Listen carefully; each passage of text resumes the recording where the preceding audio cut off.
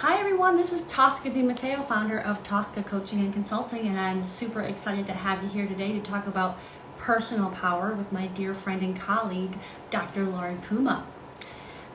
She should be joining momentarily. And I think, in today's day and age and moment, we tapping into all of our personal power is more important than ever, to do the work that we want to do, to be the people that we want to be in this moment in time. Absolutely. So Dr. Lauren Puma is a trained psychologist, and she's also a coach, and that's actually the work that she does. She helps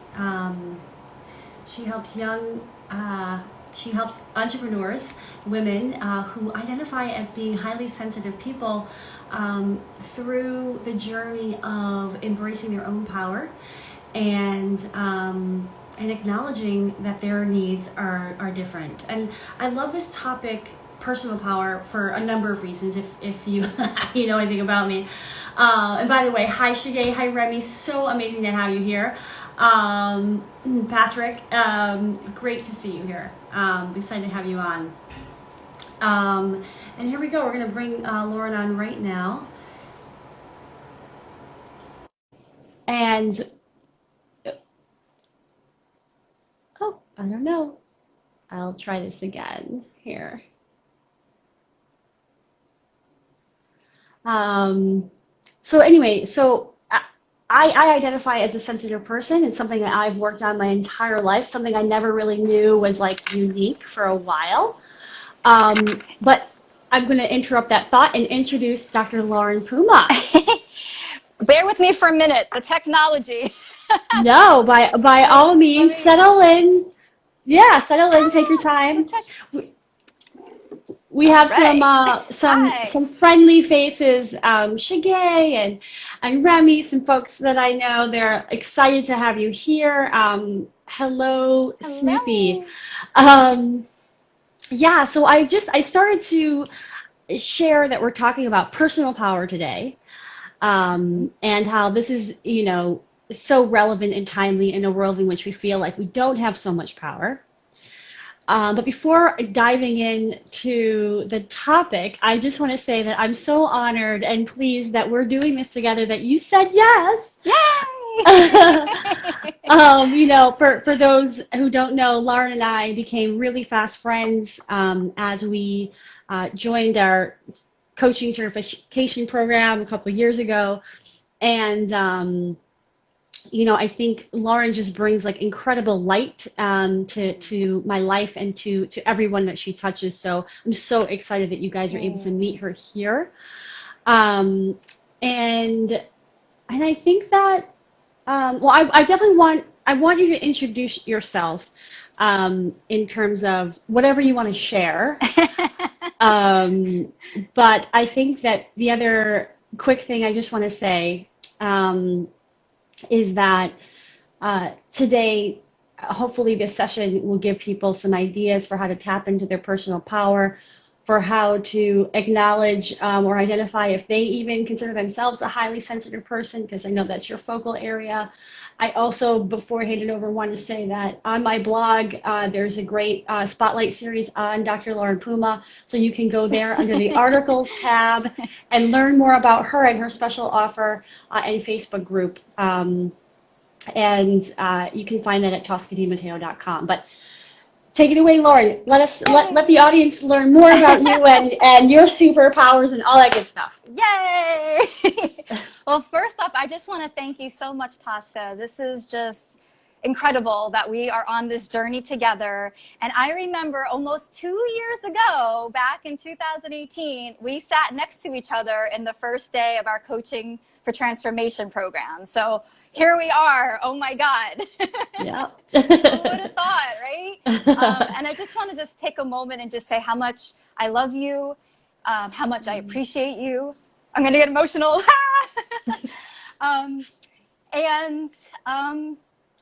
Just want to thank you from the bottom of my heart for being you and for being my friend. So. Well, thank you. And I feel exactly the same way. Yeah. So, for all of you listening out there, this is the wonderful, beautiful way to start an IG Live is tapping into our heart center, our energy, right? And letting the emotions flow, right? Because our heart is actually the most powerful organ in our whole body, even more powerful than our brain. So, on that note, we'll kind of dive in.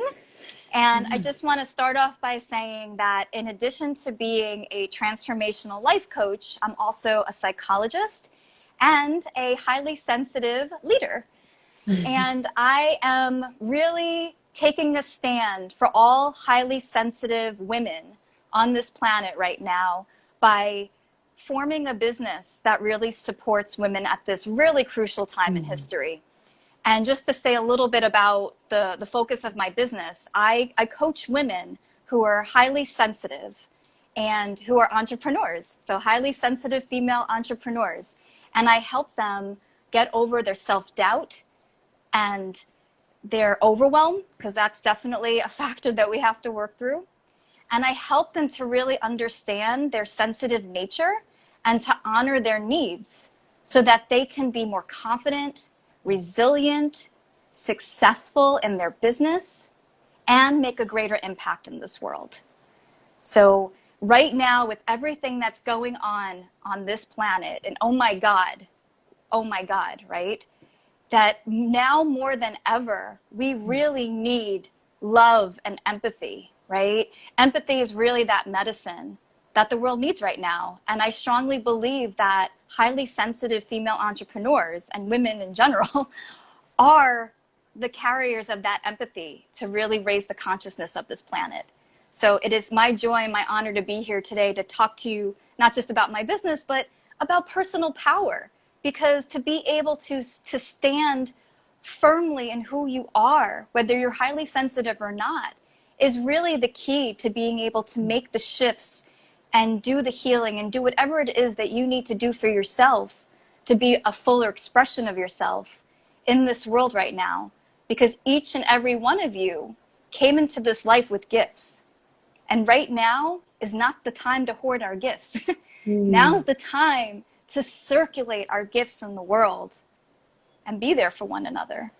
So that's where I'll start for today. Oh my gosh, I love it. Thank you for sharing that beautiful introduction and and who you work with and why this is important to you right now. And it really has me thinking about my my life in like corporate and being a sensitive person and not really knowing like what that really meant or how to even deal with that, like getting upset about like comments or just taking things really personally and corporate environments don't necessarily know how to embrace that kind of person. And I think for me, like I didn't even know how to identify that as being something that was unusual or unique. And linking back to like our topic today on personal power, I think that for a lot of years I didn't know how to tap into that power, or I actually was like really hard on myself for being sensitive and like didn't like that part about myself and felt like it was a weakness instead of a strength. So I guess using some of this language around highly sensitive people, like, could you just share a little bit more about like how do you know if that's something that you are, or like what does that mean? Just as like a place to start. Yeah. Thank you for mentioning that. And let me just demystify this for a second. So there are definitely lots of people in the world who are heartfelt and sensitive and caring and empathic and all of that, right? So what I want to just highlight today, that when I refer to a highly sensitive person, right, I'm really talking about people who have a certain innate trait. And 20% of the population are born with that trait. And actually animals too, over 100 species are born with high sensitivity. And I've done a lot of reading of Dr. Elaine Aron's work. She's a psychologist who's really done a lot of work with HSPs, as we're called, right? Highly sensitive people. And the four main characteristics, I'll just give them to you briefly, but always feel free to reach out if you want more. And it's actually in the form of an acronym to kind of help us remember. It's the acronym DOES, D-O-E-S, okay? And D stands for depth of processing, okay? So what that means is that as highly sensitive people, we're wired differently. Our nervous systems are different. We actually pick up on more of what's going on in our environment than a non-highly sensitive person. And because we're taking in so much information, right, our brains are also processing it much differently. We take it to another level, right? So let me just give you a little example of what I mean by depth of processing. So like, for example, Tosca, if I said, oh, you know, I wanna give you a phone number of a friend so you can call her and chat and whatever, and you didn't have a pen and paper, right? You'd have to remember 7 numbers, right? And how would you do that? How would you do that? I group them together. Group them Yes, together. yes, you group them together, right? Right, because we start having to do some mind gymnastics, right? We start thinking about how we can clump them together. We start repeating them back. We start maybe associating it with something else, right? We're going through a more in-depth processing for the sake of remembering the phone number, right? So all of us can kind of relate to that. And I just wanted to use that as an example just to kind of help you understand that as HSPs, not that we're constantly trying to remember everything, but the level that we go through to process information is much deeper than, say, a non-HSP, generally speaking, right? So depth of processing is one characteristic of this trait, okay? The O in the acronym DOES stands for overstimulation. Now, because our nervous systems and our minds are processing a lot, we have a tendency to get over aroused much sooner than someone who's not highly sensitive, right? Like if you were feeling lots of things and, you know, it's only natural that our level of arousal, our tolerance for that would be a little like we would hit that level of over arousal sooner than other people. So that's one other aspect. The E in the acronym DOES stands for emotional reactivity and empathy. So as highly sensitive people, we do tend to have more emotional responses to things and people and animals and whatnot. And we have greater empathy. And there's really great research that shows why, one of the reasons why that is because we actually have more capacity for mirror neurons. And I'll just say one little thing about mirror neurons because I'm going to geek out about the science here because I love this stuff. A mirror neuron basically, when we see other people doing something, we, in our brain, can kind of experience it as if we were doing it ourselves, right? So and we don't realize this consciously necessarily. So if I were to raise my hand right now, right, there are mirror neurons. Yeah, we're all right, right? And that's the other thing. You saw me do it, so then you wanted to do it too. But even if you didn't raise your hand, your brain is still reacting as if you are raising your hand too. Okay, so mirror neurons are at play all the time. And as a highly sensitive person, we are picking up on not just people raising their hands and whatever, we're picking up on very subtle cues and all aspects in our environments. So just wanted to geek out a little bit there. And then the last characteristic in this trait, the S in the word DOES, is sensing the subtle. And so if you are a person that can like hear the faintest sound or smell something or that other people don't smell, or like if you say put on like you're trying on an outfit and it feels like scratchy and coarse and it bothers you, right? Like it's because we're wired in such a way to be picking up on the nuances and the subtleties. Now, this is also a really great quality to have too, because we are more attuned to other people's facial expressions and what they're actually saying without speaking, because we're picking up so much about what's going on in body language. So I'll pause there for a second because I know this is a lot to take in, and just want to, just wanted to geek out no, just thank a you. little. I love that I love that you geek out. Like there's a couple things. First of all, Shige had asked, how do we define highly sensitive? Shige, like drop a thumbs up if that helped, or if you have any more questions.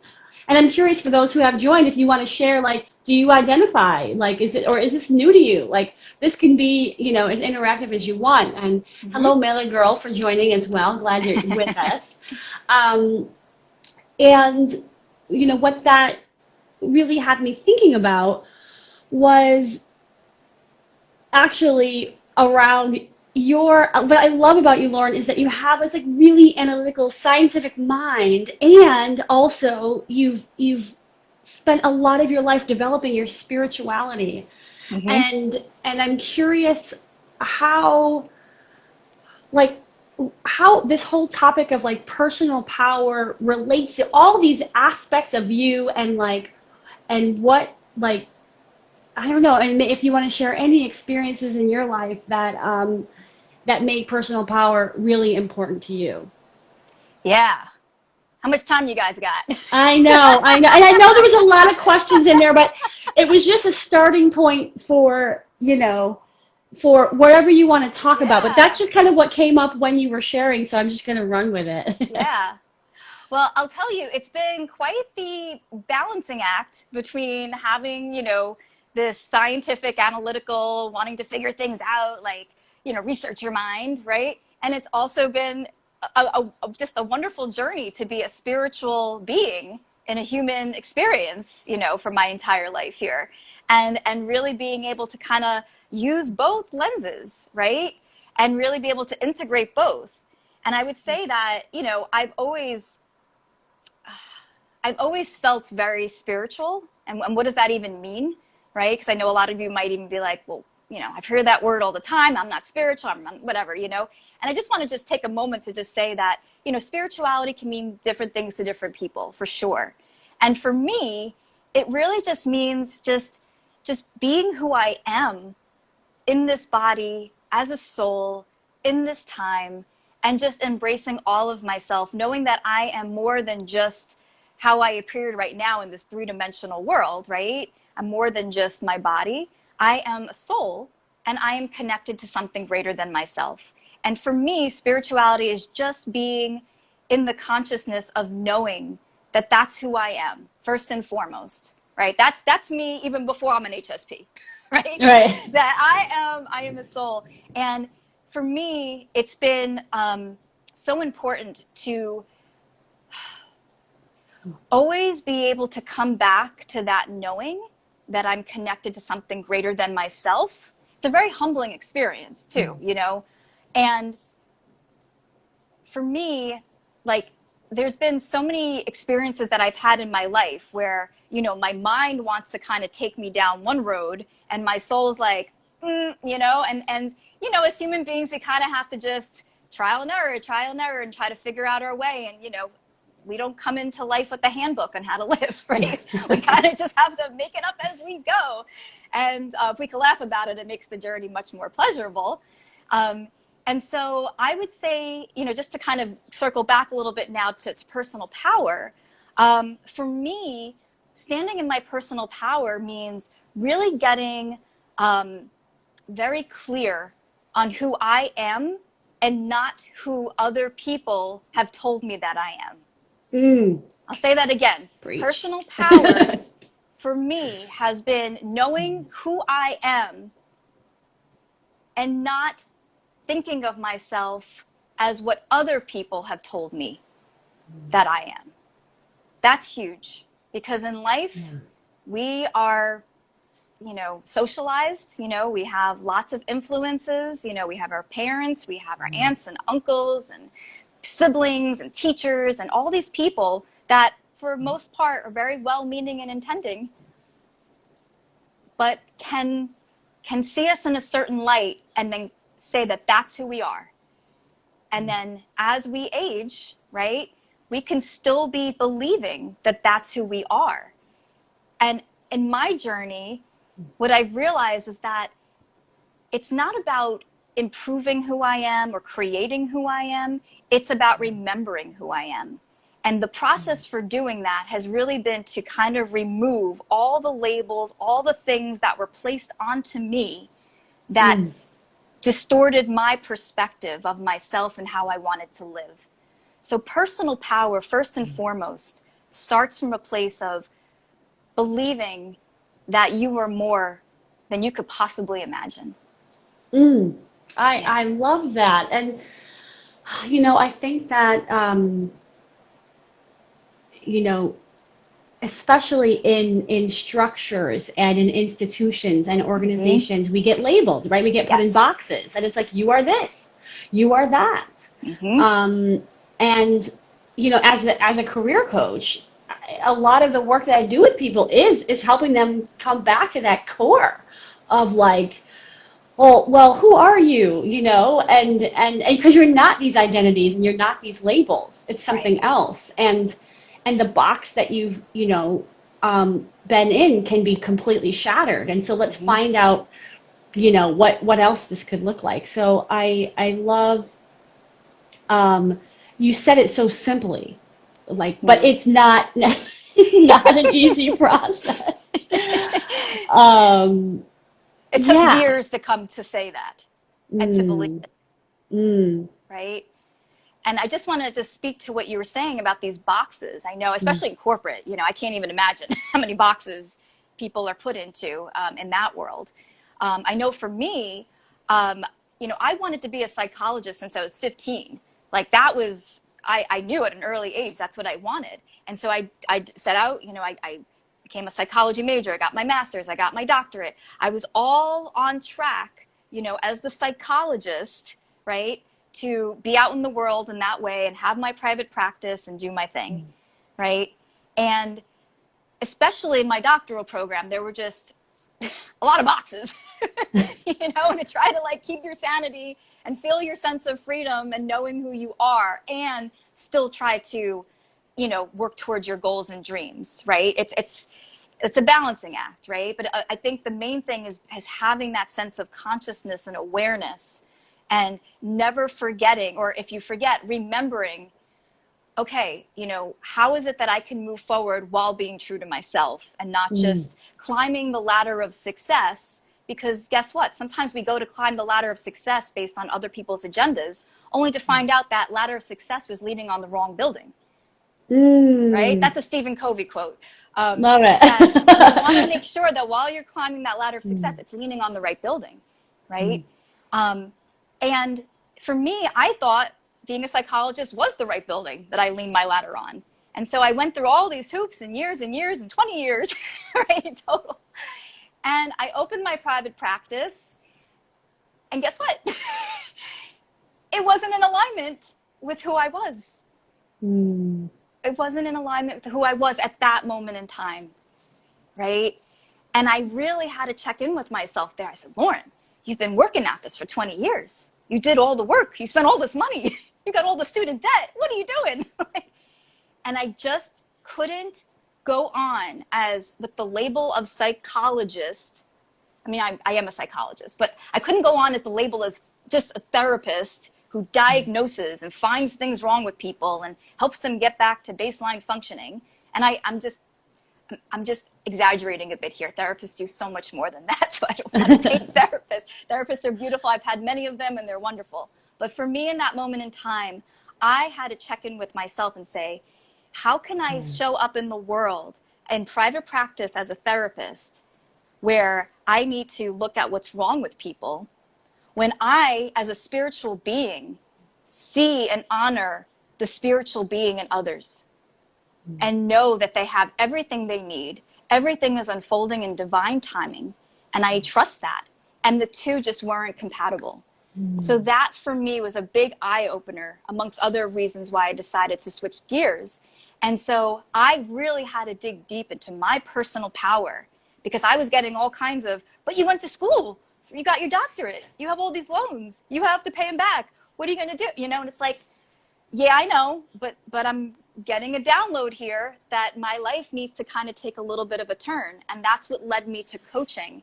Because in coaching, one of the first things they'll teach you, especially in transformational coaching, is that the person you're sitting with, they are whole, they are resourceful, they are resilient, they have all the answers within.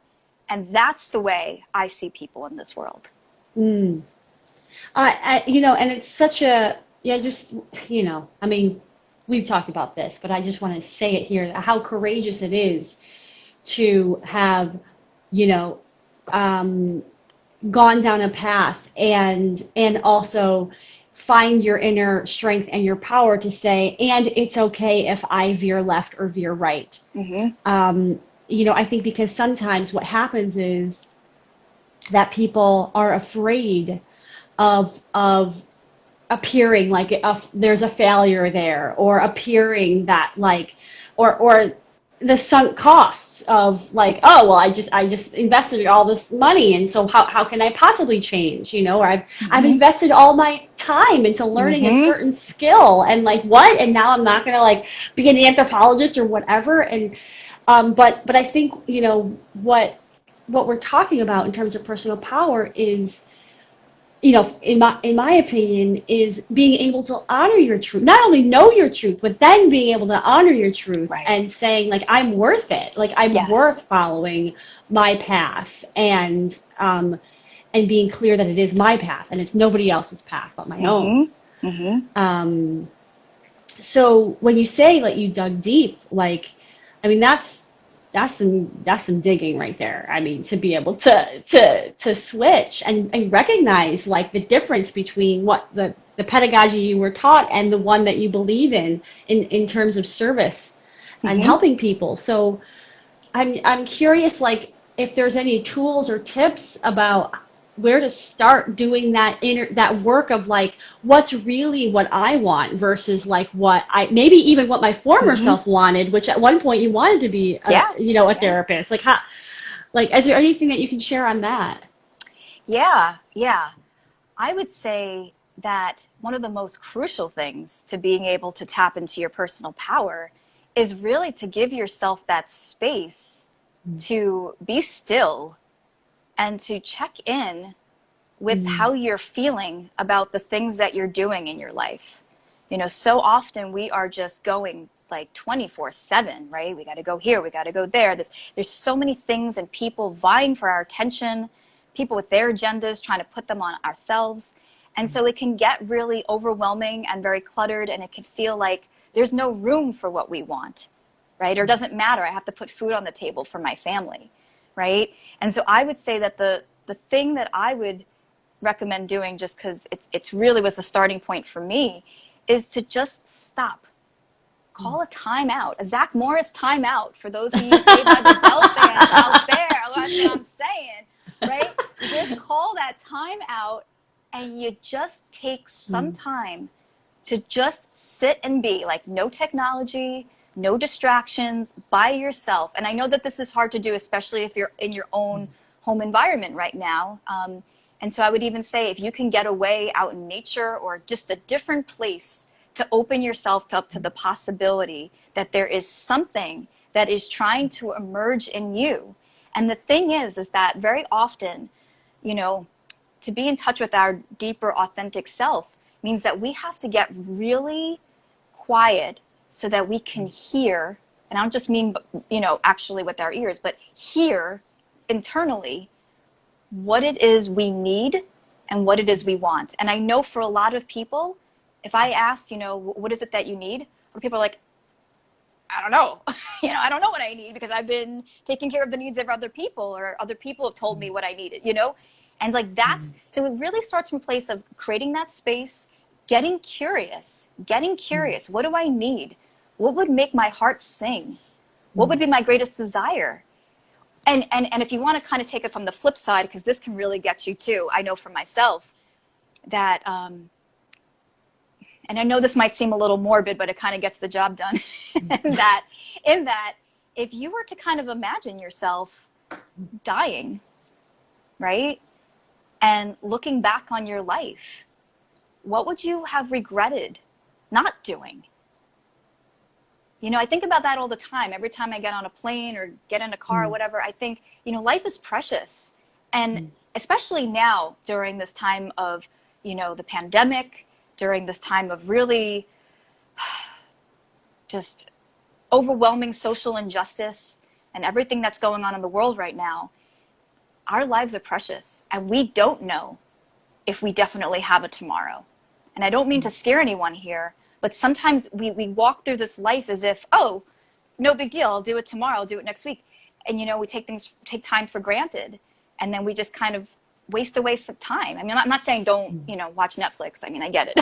We got to do that sometimes. But be mindful how precious this time is. And if your last day on this planet was tomorrow, what would you have regretted not doing in this life? And that type of questioning and inquiry really drives through very clearly about the things that you are doing and not doing right now that need to change. And I think that this whole pandemic and being in quarantine has given us the gift of that time to kind of stop, kind of push out some distractions so that we could go within. Not saying everyone did, but it allowed us a little bit more of that space. And I hope that people have taken this time and continue to take the time, whether we're in quarantine or not. Because here's the thing, I just want to say one thing and then I'll pause here for a second. You know, there's a lot of stuff going on in this planet right now. And, you know, we want to change, you know, a lot of us want to, you know, take a stand and change the world and you know, advocate and all these wonderful things, and all important, and we need to do all of that.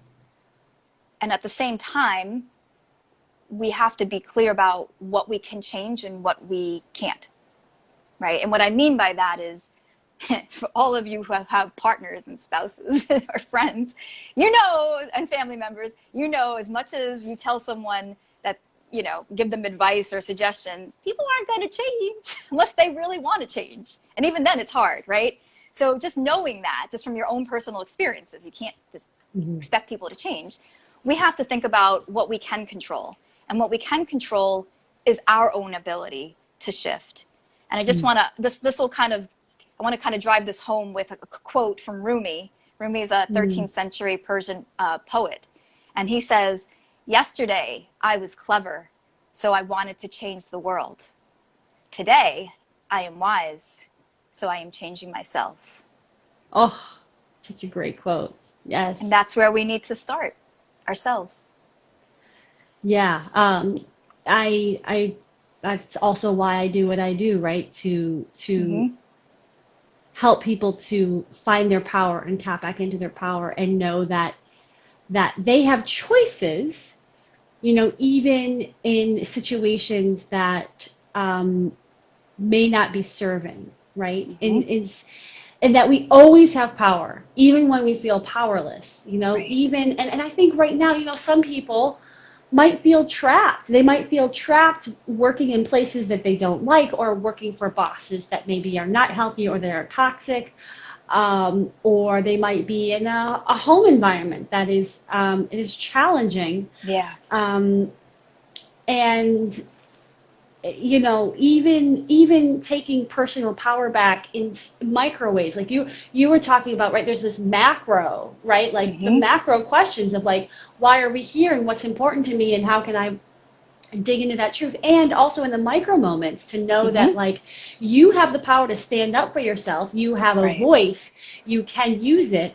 And those, to me, those are the little ways that people can take their power in this moment. Like even, for example, I was on LinkedIn yesterday, and you know, there was somebody that posted about like they were hiring, and they used the word young to describe who they were looking for.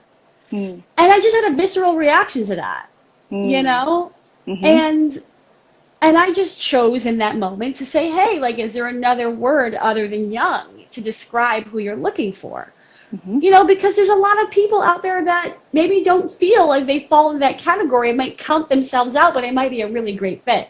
So I just use that as an example of like, I'm using my power in that moment to question and say, hey, like, are we using the right language here? In a world in which, you know, there's a lot of othering going on, and there's a lot of self-doubt about what's possible. And so that's just a small example of how can we use our personal power. But that part of that is feeling confident that we are that we can and should use our voice, and that it is okay to be exactly who we are. Right. Absolutely. I think the first premise here that we have to really grab hold of is believing that we matter, right? We matter. And we do not have to keep making ourselves wrong, right? Just because mainstream society and our culture tells us things have to be a certain way, or they are, or whatever the status quo is, and if we don't fit into that, then, through comparison, we can be left feeling like something's wrong with us, or we don't matter, or who cares about what we think, right? And that's an illusion that we need to be conscious of and really be intentional about breaking through, right? That, we live in a world right now where there are just a constant influx of messages that keep getting thrown at us. And you turn on the TV for like a split second and you'll be bombarded with some kind of fear message, right? Or some kind of advertising that leaves you feeling not good enough, or that you're not doing enough. Enough is enough, right? Right? Like, I know the quote that coming to mind right now, I'm sick and tired of being sick and tired. Right. It's like you get to a point where it's like, all right, I am done with making myself wrong. Because you know what? Like, it doesn't serve me and it doesn't serve anyone else if I am, making myself the black sheep, or, putting myself in the corner as, I can't talk right now, with something over your mouth to kind of say, keep quiet, let the status quo do its thing. And it's like, no, it's like, I really want people to understand how important this is that if we keep shrinking ourselves, if we keep living lives that are okay and mediocre and all right, we do our thing, and I'm not judging anyone out there about what quality of life you're having, but it's really a determination for yourself. Do you feel like you're living your highest potential right now? Do you feel like you are fully grounded in your personal power? Or do you feel powerless? Do you feel fearful all the time? Do you feel like other people know better than you, right? If you're saying yes to these things, and that's a moment to really stop and look in the mirror and say, hey, wait a minute. This isn't even real, right? These are just beliefs and thoughts that I've been conditioned to accept as true. Well, guess what? You can continue to accept them as truth, right? Or you can choose to say, these beliefs and thoughts, they don't serve me.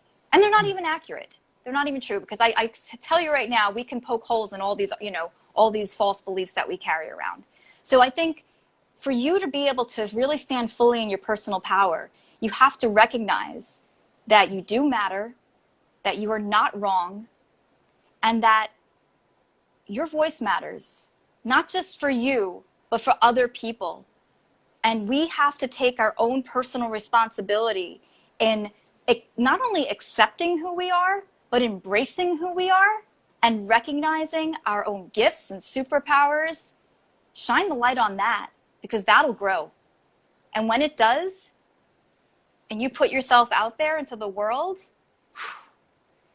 there's going to be some powerful, magical things happening in your personal life and in the world at large. Because imagine everyone took the time to,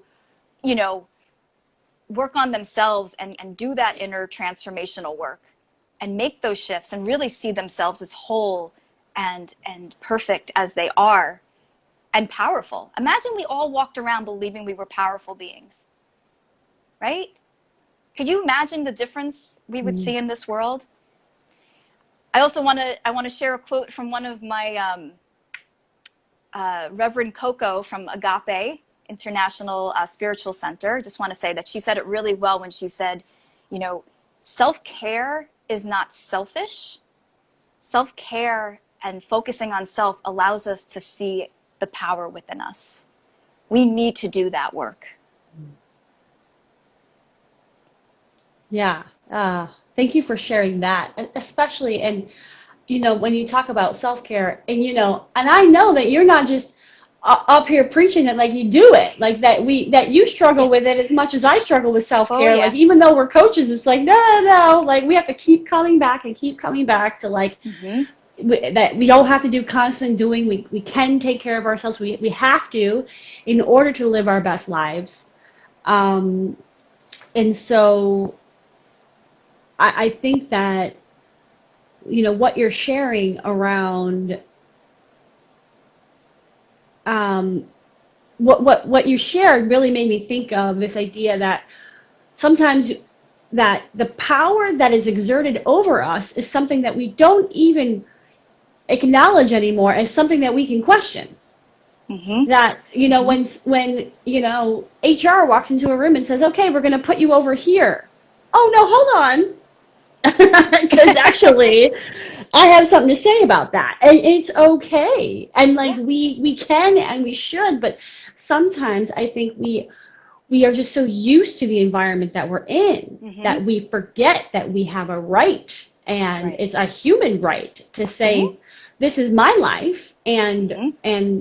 oh, by the way, okay, I might be willing to do that, but there's something else that I'm going to need in order to feel good about that, and that is perfectly okay, and acceptable. So yeah, I think your point is like, it's really, I feel it as like awareness, as Mm-hmm. like, and that's always step one. We always talk about it, Yes. right? Step one is Mm-hmm. always awareness. It's like, if you're sitting here wondering, am I giving away my power? Am I standing in my full power? Am I expressing myself fully? Is it my true self I'm expressing, or some projection on who I should be? Awareness, always. Awareness of what you're saying, of what you're doing, Mm-hmm. of what you're thinking, and that alone will provide some ahas. Never mind the next step after that. Right. The awareness itself is probably the most important, because out of awareness is where everything else blossoms from, right? Like if you, I think often about, that more masculine part of me that's like striving and goal setting, and I'm going to make this happen, and all of that, right? And then I think about the feminine part of me that's like, allow, trust, and it's always a balancing act. It's always, trying to keep, both parts of you, because every one of us has a masculine, feminine side, and it's how we allow them to be in coexistence with each other that really determines how we feel about our lives, right? And I'll just say, as an HSP, highly sensitive person, like, I really need to honor that, and other HSPs do too. And even if you're not an HSP, we all have our own unique way that we need to kind of recalibrate ourselves, right?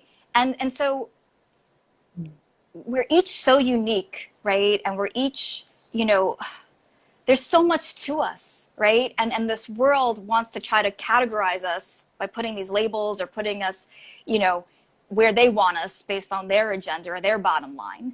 And you're absolutely right, Tosca, in saying that, like, that's not okay.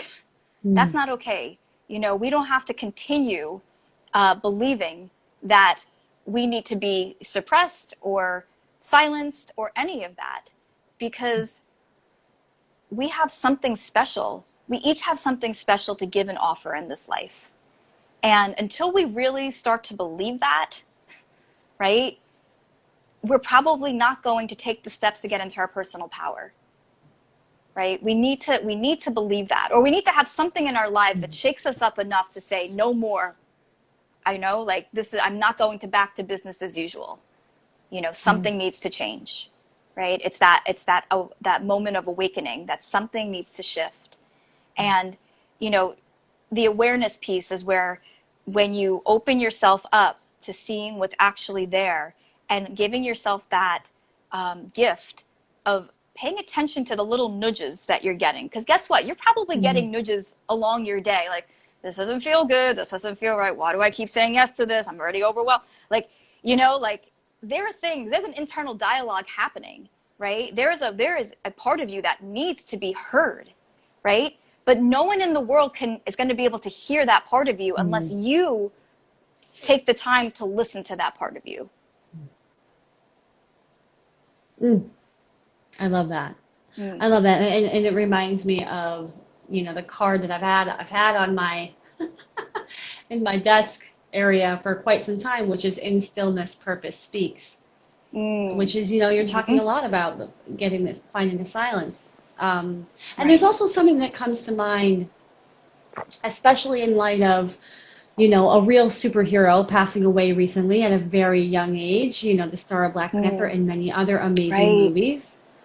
Um, And it just made me think of, right, like he stood for so much for so many people. Mm-hmm. He stood for showing that there's no need to have limiting beliefs about what's possible. He showed what was Mm-hmm. possible, right? He Mm-hmm. made people believe there is another way. Mm-hmm. That, and it just makes me think of what we're talking about personal power is like that we are our own superhero, Yes. right? Like that Yes. we have that power, Mm-hmm. and the magic, the magic, and that when we can tap into that, Mm-hmm. we can be in our, in our confidence, and in a way, I don't know if you feel this way, but I feel like it's also in a way, the more power I tap into, I feel like the less I'm looking for external examples Yes. of it. Yes. And Yes. and I think that's important because I think we don't see the faces that represent us, that show us, Mm-hmm. like, oh, that could be you. Like we're working on it, but I think Mm-hmm.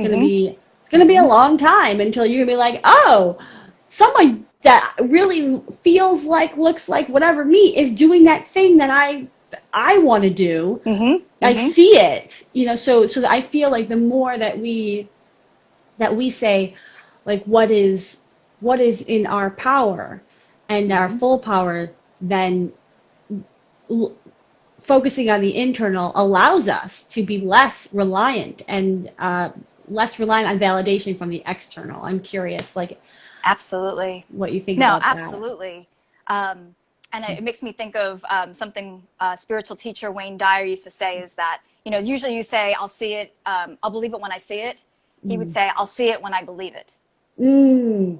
right? Yes. I'll see it when I believe it. So even if for those people that don't see people out there in those leadership roles that look like them or are like them, that's okay. Like you said, we're getting there. And at the same time, it's all that more important that we go within and find the inner leader to bring that inner leader out. Because we might just be that face that other people will see then as someone who looks like them and is like them, right? We have to believe Yeah. that, you know, we just always need to be in honoring ourselves. That's really what it comes down to. It really does come down to just, am I loving myself? And am I honoring myself? Am I giving myself the time and attention to really to see who I am? And just to kind of take it back once again into what you were saying in terms of, the power coming from within and relying on that more than external power. I just want to share something, which was a real eye-opening experience for me. And, as a person who was studying psychology for so many years, I felt it was important that I be in my own therapy so that I could really unpack my stuff and know myself better so I could be more equipped to be a psychologist. And what I realized with one of my therapists a few years ago is that I got to a place of realization that what she thought was best for me or her opinion or whatever it was, I was giving more power to that than I was giving to my own sense of what I needed. And it became really clear to me that not only did I trust her opinion more than I trusted my own, I also had this view that something was wrong with me. Something was wrong with me, and this therapist knows better than me. So I unconsciously gave over my power and kept getting nudges that something wasn't right in this therapy, something wasn't right. And it took me over a year to say, hey, there is nothing wrong with me, and I know what's best for me. And so that for me, and I'm sure other people can on this IG Live right now can relate, you know, maybe there's some light bulb moments happening here where like, when I look at other people's opinions versus my own, like, do I see myself as inferior or superior or equal, or where do I land on that, right? And if you're finding that, you know, anytime you have to say, make a decision about something, you have to go call someone else, you have to ask a million people, you have to take a poll, not that that's a bad thing, right? It's that, what do you do with that information if you do gather it, right? Do you say, oh, well, I have to do X, Y, and Z because this person who I respect and really admire said so? Or do I take what they say and I take what this person says and all right, I look into it. But more importantly, I lean into, um, I lean into what I feel I need, what I feel the next step is for me, what would make me happy, right? And I just want to say here, I know a lot of people feel guilty when they think in those terms, like, well, I can't think about making myself happy. I have to make my kids happy. I got to make my spouse happy. I got to make my friends happy. You know, I get it. You know, I totally get it. We want the people in our lives to be happy, right? But should that come at the cost of our own happiness? Because here's the thing. Like I said before, we can't change people, right? People will change when they're ready to change. And that's on them. That's their personal responsibility.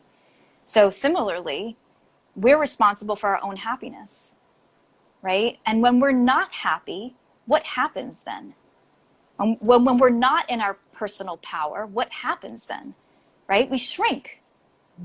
We live in the illusion that something's wrong with us. We're not doing enough. We're not good enough. And, you know, all of that, pardon my French, crap. It's just, you know, it's crap. And it's part of our collective human consciousness, right? It's very much alive in our culture, that energy of not enoughness. And we have to be able to stand above that. We have to be able to rise above that energy of not enoughness in our human consciousness to be able to say no, no, no, no. And then we need to take the time to go within, and I know I keep saying this, so crucial though, to really take the time to nurture what it is that we feel and we believe. And so I'll just tell you the end of that story with the therapist is that once I came to that realization, I'm like, you know what? I got out of that therapy, and I said, you know what? I'm not going back to therapy ever again. That's what and I said, my therapy is going to be sitting in meditation and getting quiet so that I can be fully in alignment with my soul, with greater power, with the beingness of this vast universe, because that's where I'm going to get everything I need, not from other people. Well, thank you for sharing that part of your journey, because I think it's so helpful to hear when you have faced, or you know, an example of facing a situation where you realize you gave your power away, and then you say, oh, and you realize, oh my God, I got to take this back. And I think that can be one of the hardest things. I mean, in this case, right, you were able. It can be a little bit easier in a situation where you just say, okay, I stop paying you, I stop going, and I'm taking my power back. And it's a little bit harder where you're in your situation, let's just say, with a loved one or a working relationship, to say, how do I take my power back after, holy crap, I've been giving away, and I can't just like walk away from this job, or this whatever situation. But that it's like, and we've used this phrase, it's like retraining people how to treat you, you know, and and it's just, it takes repetition and repetition, and part of this kind of comes back to boundaries. Which is like a whole nother topic, which, like, dare I digress, as we, you know, are coming to like be close to we got like 7 minutes left in our hour here. But you know, we talked a lot about feedback, and actually Shige had earlier talked about like we get so much feedback, which is confusing. And I think the other part of it is, you know, the lack of feedback. So you work with entrepreneurs, like I'm clearly learning how to run my own, you know, show here. But I think also that whole idea of like, of trusting my own internal guidance, and then not seeing, like, not getting the feedback, like whether it's not seeing a new client in however long, or whether it's like not hearing any positive feedback about the content I'm putting out, I can easily get into that, like, you know, which I do like more frequently than I like to admit, but I have to keep coming back to my own power and saying, like, no, I did this because I knew there was something here, and I have to keep coming back to to that. And whether you want to call it faith, whether you want to call it spirituality, or back to your own knowing and your own inner guidance, your own truth, and keep relying, because it doesn't necessarily happen in the time frame that we want. Yeah. We as human beings think that time exists. And don't get me wrong, like, you know, it helps us organize life and give some structure, right? And so, yeah, it's kind of, it's a very humbling place to be in, where you're really giving it your all. And at the same time, you know, life doesn't unfold on your timetable most of the time, right? Yeah. I mean, most of us couldn't have ever imagined that there'd be a pandemic that has gone on now for like over 5 months. And that has shifted a lot of things in many people's lives, you know? And so we kind of just have to roll with the punches and not view it as solely as a challenge. It is a challenge, but I strongly believe that with every challenge that we're faced with, there's a gift for us in that everything that happens to us in life is actually for us and is not happening to us. And so a lot of, you know, being able to shift things in your business, in your corporate world, in your life in general, really has to come from a lot of inner shifting within yourself about what you believe about yourself, because that impacts the way that you see the world. Yes. And I just to say, you know, I totally hear that there are people in circumstances and situations where it's not as easy as just I'm just going to leave, right? Because people need their jobs, they need their relationships, whatever they need, and that's not really the answer either. The answer isn't just to avoid or get rid of. I mean, in some cases it is, right? Especially abusive ones. The real spiritual journey comes from staying, you know, kind of staying in those situations, provided they're not abusive, and doing the inner work to learn more about yourself in relation to those experiences or in those relationships, so that you can grow yourself and then start to see yourself and life differently. And then that will be reflected in your external world. Such sage counsel, I will say. And it, you know, and it makes me think of that if we find ourselves in patterns, you know, that we don't like, that it is about asking yourself, what is it I need to do differently to get a different result? Like, Exactly. if all you've ever done is in search of the next is grind and go hard and, you know, just, for example, you know, just throw a ton of resumes at the wall and you keep ending up in places that, like, you're not happy with 6 months later. Maybe there's something different that you have to do. And this, Exactly. you know, this extrapolates in all relationships, all parts of our lives. But, like, you know, maybe what we thought was serving us really isn't serving us. Right. Life is always a mirror for us. We just have to pay attention to how we feel in response to what's happening in our life, and then use that feeling to direct us going forward. Well, and that's, you know, where I was like, where does thought strain come from? It came from, like, living, you were the one that taught me about, like, life is happening for us and not to us, you know? And so how, like, if it made me think of, well, then what are the lessons we keep having to learn because it's not changing? It's like, well, life is continuing to happen for us because we haven't learned that lesson yet. Right. The definition of insanity, right? Einstein's definition of insanity. You know, insanity is doing the same thing over and over again and expecting a different result, right? We have to do something different. So speaking of doing something different, I know we have about a minute here left. And so I'd love, you know, how can people get in touch with you, or, like, you know, share again about what you do and who you serve, in case anybody here it resonates with, or they know somebody that would love to get the magic that is Dr. Lauren Puma. Well, I would definitely love for every one of you to come into my Facebook group, the Highly Sensitive and Successful Sisterhood. So obviously this is for women.